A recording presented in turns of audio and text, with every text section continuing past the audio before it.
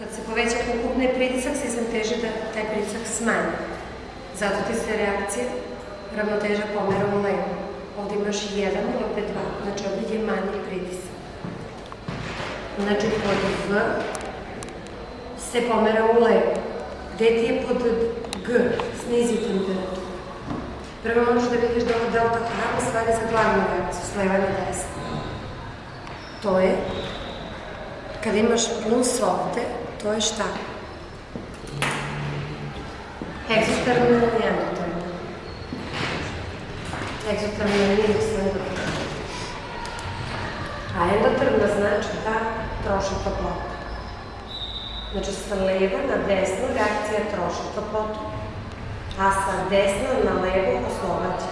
Ako ti sniziš temperaturu, sistem teži da je to veće, odnosno ubrzava reakciju koja će da oslobađa toplotu.